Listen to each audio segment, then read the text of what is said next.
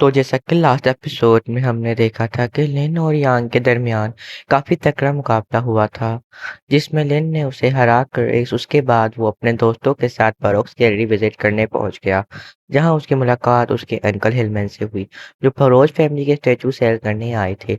मदद के तौर पर लिन ने अपना जीता हुआ रिवार्ड उनके हवाले कर दिया। उसके बाद वो रीशे का मैच देखने पहुंच गया। ये बंदा आज अकेडमी का एक जीनियस था। लिन ने केयरफुली ऑब्जर्व किया और तब उसे समझ आया कि अगर उसे फ्यूचर में रीशा जैसे जीनियस के साथ compete करना है, तो अपनी स्ट्रेंथ को और भी ज़्यादा इंक्रीज करना होगा। अब स्टोरी आगे बढ़ती है और एपिसोड की शुरुआत एक डेंजरस फॉरेस्ट से होती है, जहाँ हर तरफ डिस्ट्रक्शन ही डिस्ट्रक्शन दिखाई दे रहा था। अनास अकेडमी के डिसाइपल अपनी जान बचाकर वहां से भाग रहे थे, लेकिन तभी एक जायंट सरपेंट ने वन बाय वन उन सब का शिकार करना शुरू कर दिया। उन डिसाइपल्स में से सिर्फ एक ही बंदा जिंदा बचा था। अपनी लाइफ बचाने के लिए उसने उस बीस्ट पर लगातार फायरबॉल से अटैक किया, लेकिन उस बीस्ट पर उसका कोई जरा भी इफेक्ट नहीं हुआ। वो डिसाइपल पूरी तरह पैनिक हो चुका था। उसे अपनी आंखों के सामने मौत नजर आ रही थी।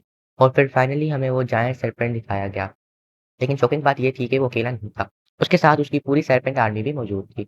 और फिर उन सब ने मिलकर उस डिसाइपल का शिकार कर दिया। सीन ही कट होता है और हम लिन को देखते हैं जिसे मास्टर डेलोन अपने फ्लैट नाइफ स्टाइल के बारे में एक्सप्लेन कर रहे थे। वो कहते हैं कि इसे फ्लैट सोर्ड स्टाइल भी कहा जाता है। मैं इस टेक्निक को स्पेशली स्टोन कार्विंग के लिए यूज किया करता था। ये सुनकर लिन उनसे पूछता है कि आप भी स्टेचूज बनाया करते थे। इस पर मास्टर डेलोन मुस्कुराकर कहते हैं कि स्टेचूज बनाना मेरा ओरिजिनल गोल कभी नहीं था। मेरा असली ऑब्जेक्टिव अपनी स्पिरिचुअल पावर को रिफाइन करना था। मास्टर डिलोन ने आगे कहा, हाँ, स्टोन कार्विंग के लिए नॉर्मली बहुत सारे टूल्स की ज़रूरत पड़ती है, लेकिन मैंने कभी भी एक्स्ट्रा टूल्स का यूज़ नहीं किया। मेरी पूरी कार्विंग सिर्फ मेरी फ्लैट नाइफ पर ही डिपेंड करती थी। ये सिर्फ एक डेलिकेट टेक्निक नहीं है, बल्कि इसके अंदर एक हाई लेवल आर्टिस्टिक वैल्यू भी छुपी हुई है।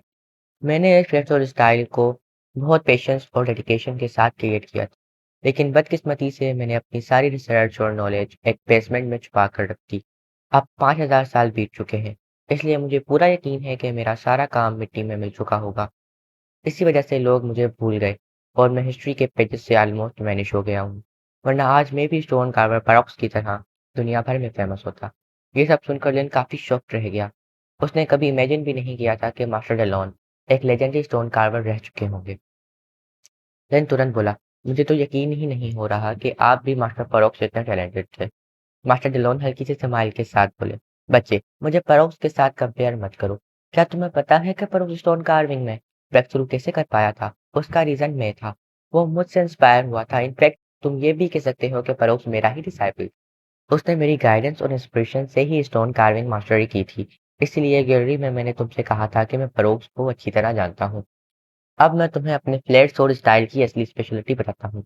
इस टेक्निक को मास्टर करने के लिए सबसे ज़रूरी चीज़ है पेशेंस और कंप्लीट फोकस। जब तुम इस आर्ट में कंप्लीटली डूब जाओगे, तब तुम्हें अपने आसपास की दुनिया का होश ही नहीं रहेगा। तुम्हें ऐसा फील होगा कि जैसे तुम अपनी ही अलग वर्ल्ड क्रिएट कर चुके हो, जहाँ स्टोन कार्विंग से ज़्यादा कोई और चीज़ इंपॉर्टेंट नहीं है। एक ऑर्डिनरी नाइफ का यूज़ करके भी तुम एक्स्ट्रा ऑर्डिनरी लेवल अचीव कर सकते हो, और यही एक ट्रू मजिशियन बनने का फर्स्ट स्टेप होता है। इसके बाद लिन ने भी मास्टर डेलोन का flat sword style seriously practice करना स्टार्ट कर दिया। लिन ने एक ऑर्डिनरी नाइफ उठाया और स्टोन पर कार्विंग करना स्टार्ट कर दिया। मास्टर डेलोन उसे गाइड करते हुए बोले, सबसे पहले तुम्हें स्टोन के अंदर मौजूद एलिमेंट्स को आइडेंटिफाई करना होगा। स्टार्टिंग में उन्हें पहचानना ईजी नहीं होता, इसलिए फिलहाल मैं जहाँ पॉइंट करूँ तो वहाँ ही कार्विंग शुरू करो। लिन ने क्यूरियोसिटी से पूछा कि मैं इसी पॉइंट से कार्विंग क्यों स्टार्ट करूं? मैं तो कहीं से भी स्टार्ट कर सकता हूं ना। लेकिन आपके बताए हुए पॉइंट पर कट लगाने के बाद मुझे ऐसा फील हुआ जैसे मैं बिल्कुल भी फोर्स यूज नहीं करनी पड़ी। मार्शल लॉन ने एक्सप्लेन किया कि इंपीरियल मजिशियंस के सबसे खास एबिलिटी यही होती है कि वो स्टोन की एसेंस को सेंस कर सकते हैं। मेरा फ्लेट्स और स्टाइल सिर्फ कार्विंग ही नहीं, ये एक प्रोसेस है जहां तुम्हें अपनी मेंटल स्ट्रेंथ को परफेक्टली कंट्रोल करके सिर्फ एक पॉइंट पर फोकस करना होता है। जब तुम्हारा फोकस कंप्लीटली स्टेबल हो जाएगा, जब तुम खुद रिजल्ट देख लोगे। अभी जो कट तुमने लगाया है उसका इफेक्ट खुद देख लो। लिन ने अपनी मैजिकल पावर एक्टिवेट की और स्टोन के अंदर ऑब्जर्व करने लगा। ऑब्जर्व वो देखकर हैरान रह गया कि उसकी एक स्ट्राइक से स्टोन के अंदर मौजूद बहुत सारी वेन्स परफेक्टली सेपरेट आउट हो चुकी थी। लिन एक्साइटेड होकर बोला कि मास्टर, मैंने तो एक ही स्ट्राइक में इतनी सारी स्टोन वेन्स को हिट कर दिया। मास्टर जिलोन ने जवाब दिया, एक हाई लेवल स्टोन कार्वर का सिर्फ एक ही गोल होता है, स्टोन ब्यूटीफुल भी होना चाहिए और कार्विंग बिल्कुल परफेक्ट भी। इसीलिए मैं कहता हूँ कि पावरफुल मैजिशियंस और ग्रेट आर्टिस्ट में कोई डिफरेंस नहीं होता। दोनों ही नेचर के एलिमेंट्स के फ्लो को समझकर अपनी आर्ट को परफेक्शन तक ले जाते हैं। ह्यूमन हार्ट और नेचुरल एलिमेंट्स हमेशा एक दूसरे को कम्प्लीमेंट करते हैं, इसलिए हमें नेचर के राइम और हार्मोनी को समझना जरूरी है। मास्टर की बातें सुनकर लिन और भी ज्यादा मोटिवेटेड हो गया और उसने अपनी मैजिकल पावर के साथ स्टोन कार्विंग की ट्रेनिंग को नेक्स्ट लेवल पर ले जाना शुरू कर दिया। लिन अब हर रोज अपनी मैजिकल पावर को यूज करता, स्टोन के अंदर मौजूद पॉइंट्स को ऑब्जर्व करता और फुल फोकस के साथ कार्विंग प्रैक्टिस करता था। इतना ही नहीं, क्लासरूम में भी उसका पूरा अटेंशन इसी आर्ट पर मौजूद था। ये देखकर लियान थोड़ी सरप्राइज हो गई। उसे समझ आ गया था कि लिन कोई नई टेक्निक मास्टर कर रहा है, इसलिए वो चुप-चुप कर उसका पीछा करते हुए उस जगह पहुँच गईं जहाँ लिन कार्विंग कर रहा था। उसने देखा कि लिन ने पत्थरों से कई सारे एनिमल्स के स्टैचूज़ कार्व किए हुए हैं। लिन अपने काम में इतना ज़्यादा लॉस्ट था कि उसने लियान को नोटिस तक नहीं किया। इसलिए लियान बिना उसे डिस्टर्ब किए वहाँ से क्वाइटली चली गई। हालाँकि मास्टर डेलोन ने उसे देख लिया था। ऐसे ही कई दिन गुज़र गए और लिन पूरी तरह स्टोन कार्विंग में बिज़ी हो गया। एक दिन उसने बेबी का एक भी स्टैचू बनाया था, लेकिन बेबी स्टैचू देखते ही कंप्लेंट करने लगा, "अरे! ये मैं बिल्कुल भी नहीं हूँ। ना मैं इतना मोटा हूँ और ना ही इतना अगली। ऊपर से मेरे हाथ में चिकन लेग दे दिया है जैसे कि मैं सिर्फ खाने के लिए ही पैदा हुआ हूँ।" लिन हँसी के साथ बोला, "मेरे हिसाब से ये स्टैचू तुमसे भी 1000 गुना ज़्यादा क्यूट लग रहा है।" तभी मास्टर डिलॉन रिंग से बाहर आए और मजाक-मजाक करते हुए बोले, "तुमने इस स्टैचू के बनाने में अननेसेसरी बहुत सारे स्ट्रोक्स वेस्ट कर दिए हैं। अगर किसी ने ये देख लिया तो मेरे फ्लैट्स और स्टाइल की रेपुटेशन ही खराब हो जाएगी।" फिर मास्टर डिलॉन ने सीरियस होते हुए पूछा, "अच्छा बताओ, इस स्टैचू को कार्व करते वक़्त तुम्हें कैसा फ़ील हुआ?" ली ने जवाब दिया, "जब मैं कार्विंग कर रहा था मुझे ऐसा लगा कि जैसे स्टोन के अंदर के एलिमेंट्स खुद मेरे लिए हेल्प कर रहे हों, जैसे वो मेरी ब्लेड के लिए ऑटोमेटिकली रास्ता बना रहे हैं। इसलिए कार्विंग के दौरान मुझे बिल्कुल भी रेजिस्टेंस फ़ील नहीं हुआ। ऐसे लग रहा था जैसे कि स्टोन्स खुद चाहते हों कि मैं इन्हें कार्व करूँ।" लिन की बात सुनकर मास्टर डेलोन मुस्कुराने लगे। उन्होंने कहा, "बच्चे, स्टोन के एलिमेंट्स खुद से मूव नहीं हुए थे और ना ही उन्होंने तुम्हारी हेल्प की थी। असल में ये सब तुम्हारी स्पिरिचुअल पावर का कमाल था। तुमने ही उन एलिमेंट्स को कंट्रोल करके मूव किया। जैसे-जैसे तुम्हारी स्पिरिचुअल पावर ग्रो करेगी, वैसे-वैसे एलिमेंट्स पर तुम्हारा कंट्रोल भी और पावरफुल होता जाएगा। एक दिन तुम अपनी मर्जी के मुताबिक किसी भी स्टोन को शेप दे पाओगे। लेकिन अभी तुमने सिर्फ बिगिनिंग की है। सिर्फ 2-4 स्टैचूज़ बना लेने से तुम्हारी स्पिरिचुअल पावर में कोई ह्यूज इम्प्रूवमेंट नहीं आएगा। अगर तुम सच में ज़ीशे जैसे टॉप लेवल जीनियस तक पहुँचना चाहते हो तो तुम्हें और भी ज़्यादा हार्ड वर्क करना पड़ेगा। अभी तुम्हारे सामने एक बहुत लंबा जर्नी बाकी है।" मास्टर की बात सुनते ही लिन ने दोबारा फुल डेडिकेशन के साथ प्रैक्टिस शुरू कर दी। लेकिन प्रैक्टिस के दौरान गलती से बेबे का स्टैचू टूट गया। ये देखते ही बेबे गुस्से में चिल्लाया, "अब तुम्हें मेरा नया स्टैचू दोबारा बनाना ही पड़ेगा।" और फिर इसी तरह प्रैक्टिस करते-करते पूरा 1 साल गुज़र गया। अब आर्ट अकेडमी में हॉलिडेज़ स्टार्ट हो चुकी थी। सारे डिसाइपल्स अपने-अपने घर वापस जा रहे थे। लिन के दोस्तों ने भी उसे अपने साथ चलने का इन्विटेशन दिया, लेकिन लिन ने मना कर दिया और बोला, "मैं घर भी नहीं जा रहा, जर्नी बहुत लंबी है और मैं एक भी सेकंड वेस्ट नहीं करना चाहता। मैं अकेडमी में रहकर सिर्फ ट्रेनिंग करूँगा।" ये सुनकर उसके दोस्त थोड़े उदास हो गए, क्योंकि वो जानते थे कि लिन अपने गोल को अचीव करने के लिए कितना सीरियस है। इसी दौरान अकेडमी के अंदर काफ़ी सारे सीनियर डिसाइपल्स को बुरी तरह इंजर्ड कंडीशन में वापस लाया गया। ये सब पावरफुल मैजिशियंस थे, लेकिन माउंटेन रेंज के मैजिकल बीस्ट के सामने इनकी एक भी ना चली और डेंजरस फॉरेस्ट में कई डिसाइपल्स अपनी जान गंवा चुके थे। ये सीन देखकर लिन के दोस्त भी थोड़ा पैनिक हो गए। लेकिन डेसन ने उन्हें समझाया कि रिलैक्स करो, फिलहाल हमें इस फॉरेस्ट में नहीं भेजा जाएगा। सिर्फ 5th लेवल रियलम के मैजिशियंस को भी भेजा जाता है और वैसे भी 5th लेवल तक पहुंचने में हमें कई साल लग जाएंगे। तभी मास्टर डेलोन ने लिन से कहा, "जो लोग फॉरेस्ट से वापस आए हैं उन्होंने वो एक्सपीरियंस हासिल किया है जो अकेडमी कभी नहीं हासिल कर सकती। अगर तुम्हें फ्यूचर में एक ट्रूली पावरफुल वॉरियर बनना चाहते हो तो तुम्हें life and death battles face करनी होंगी। जब कोई इंसान मौत को हरा कर वापस आता है, उसका कॉन्फिडेंस नेक्स्ट लेवल पर पहुंच जाता है। इसी वजह से वो फ्यूचर में एक पावरफुल वॉरियर बनता है।" मास्टर की बातें सुनकर लिन को भी रियलाइज हो गया कि सिर्फ अकेडमी की ट्रेनिंग इनफ नहीं है। अगर उसे अपनी कॉम्बैट स्किल को नेक्स्ट लेवल पर ले जाना है तो उसे माउंटेन रेंज के मेडिकल बीट्स के साथ रियल बैटल करनी है। लेकिन उसके लिए सबसे पहले 5th लेवल मेज बनना ज़रूरी है। इसलिए लिन ने दिल ही दिल में प्रॉमिस किया कि चाहे कुछ भी हो जाए वो 5th लेवल में ब्रेक थ्रू ज़रूर करेगा। और फिर स्टोरी सीधा 3 साल बाद जंप करती है। इन 3 सालों में लिन ने अपनी स्टोन कार्विंग ट्रेनिंग पर इतना ज़्यादा फोकस किया कि उसकी आर्ट कंप्लीटली नेक्स्ट लेवल पर पहुंच गई। अब वो इतने रियलिस्टिक और ब्यूटीफुल स्कल्पचर्स बना रहा था कि देखने वाला भी इम्प्रेस हो जाए। उसकी ब्लेड अब पत्थर पर बिल्कुल ऐसे चलती थी जैसे मक्खन पर छुरी चल रही हो। हर एक स्ट्राइक स्टोन में जान डाल देती। इस बार लिन ने खूबसूरत बैट का स्कल्पचर बनाया था और वो खुद भी अपनी प्रोग्रेस देखकर इम्प्रेस हो गया। लेकिन उसकी एक हैबिट थी, जब भी वो कोई स्टैचू कंप्लीट करता उसके बाद उसे तोड़ देता। ताकि अगला स्टैचू और भी बेटर बना सके। आज भी वो वही करने वाला था, लेकिन इस बार मास्टर डेलोन ने उसे रोक दिया। मास्टर बोले, आज का ये स्कल्पचर स्टैचू हाल में सबमिट करने के लायक है। ये सुनकर लिन काफी सरप्राइज हो गया, क्योंकि पिछले 3 सालों में मास्टर डेलोन ने उसे कभी भी स्टैचू तोड़ने से नहीं रोका।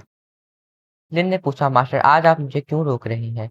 क्या मैंने आपका फ्लेक्सुअल स्टाइल फाइनली मास्टर कर लिया है? मास्टर डिलोन बोले, अब अपनी स्पिरिचुअल पावर का यूज करके इस ह्यूज स्टोन की आउटर लेयर को रिमूव करने की कोशिश करो। लिन थोड़ा कंफ्यूज हो गया, क्योंकि इतनी बड़ी रॉक की आउटर लेयर को एक ही मूव में रिमूव करना ऑलमोस्ट इम्पॉसिबल लग रहा था। लेकिन मास्टर का ऑर्डर था, इसलिए बिना एक सेकंड वेस्ट किए लिन अपनी नाइफ लेकर उस मैसिव रॉक की तरफ बढ़ गया। उसने पहले स्टोन के अंदर एलिमेंट्स को केयरफुली ऑब्जर्व किया, फिर एक परफेक्टली स्पॉट चूज करके अपनी नाइफ सीधा उस पॉइंट पर स्टैप कर दी। जैसे ही नाइफ स्टोन को टच करती है, एक पावरफुल एक्सप्लोजन होता है।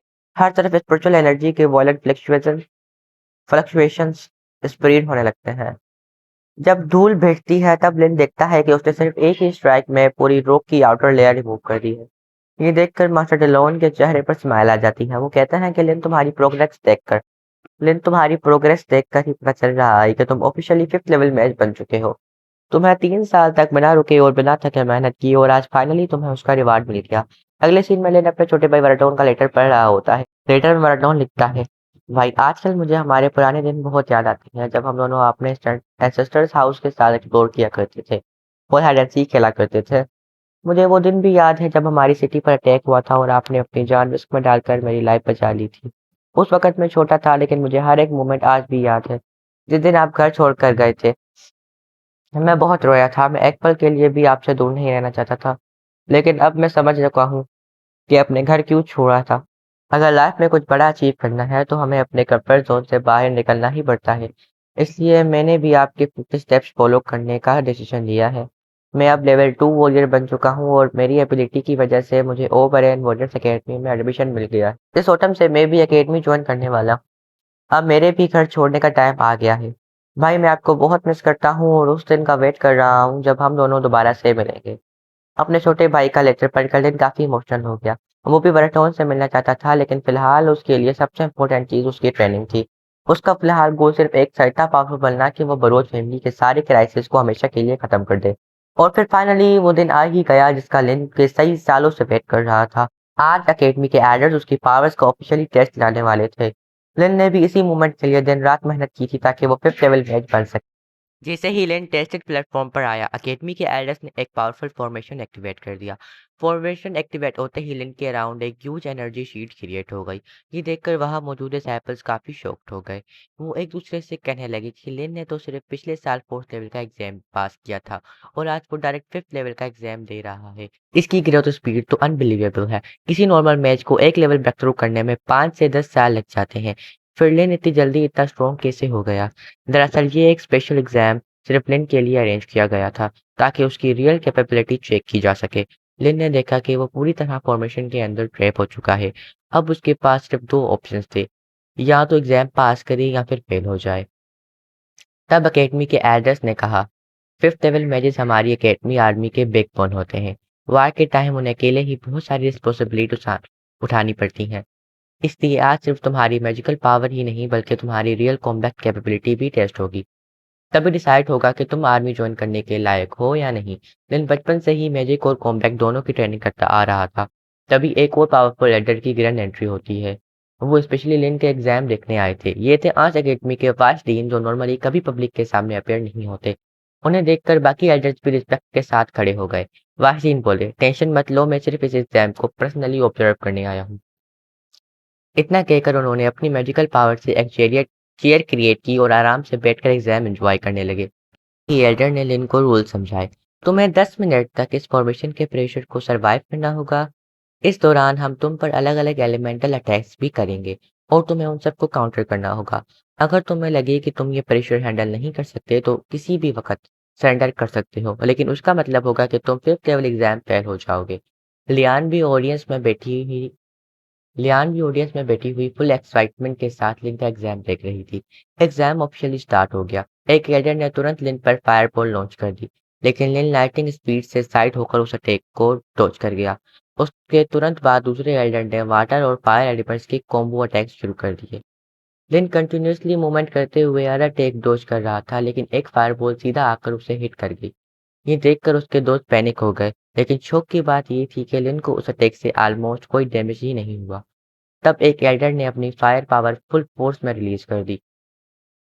अटैक इतना पावरफुल था कि लिन पीछे पुश होने लगा, लेकिन लिन ने भी अपनी पूरी स्ट्रेंथ लगा दी और उस अटैक को फ्रंट से काउंटर कर दिया। दोनों पावर्स की क्लैश से ग्राउंड तक क्रैक होने लगा।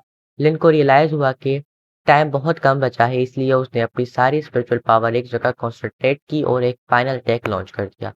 उसने एल्डर के अटैक को डिस्ट्रॉय कर दिया। तभी एल्डर्स उसकी स्ट्रेंथ देखकर इम्प्रेस हो गए, लेकिन असली टेस्ट अभी बाकी थी।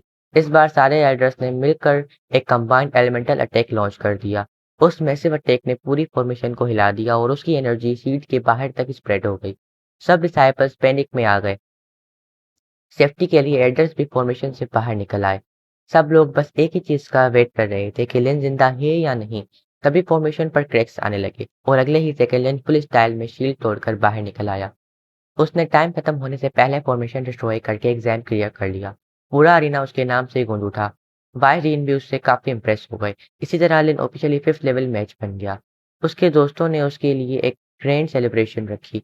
सब उसे कॉन्ग्रेचुलेट कर रहे सब उसे कॉन्ग्रेचुलेशंस करते हुए बोले, आज अकेडमी की हिस्ट्री में इतनी यंग एज में किसी ने 5th लेवल अचीव नहीं किया। तुमने एक नया रिकॉर्ड क्रिएट कर दिया है। तब लिन ने सबको बताया कि उसका next target mountain range trial है। लेकिन उसके दोस्त इतने ज़्यादा नशे में थे कि डोसन बोलने लगा कि हम सब कल ही माउंटेन रेंज चलेंगे और सारे मैजिकल बीट्स को हरा देंगे। सब लोग ये भूल चुके थे कि माउंटेन रेंज में सिर्फ 5th लेवल मैच ही जा सकता है। थोड़ी देर बाद सब वहीं बेहोश हो गए। लिन उन्हें वहीं छोड़कर बाहर निकल गया। बाहर उसने देखा कि लियान उसका वेट कर रही थी। लियान बोली, मैं जानती थी कि तुम 5th लेवल मैच सिर्फ माउंटेन रेंज ट्रायल के लिए ही अचीव करना चाहते हो। तुम शो ऑफ करने वालों में से नहीं हो। तुम्हारा पूरा फोकस हमेशा सिर्फ ट्रेनिंग पर रहा है। फिर उसने लिन को एकेडमी का बेच दिया और कहा, फील्ड में ये बेच तुम्हारी आइडेंटिटी होगा। अगर किसी कल्टीवेटर से इनकाउंटर हो तो ये बेच जरूर दिखाना। जाते जाते लियान ने सिर्फ एक बात कही, सेफली वापस आना।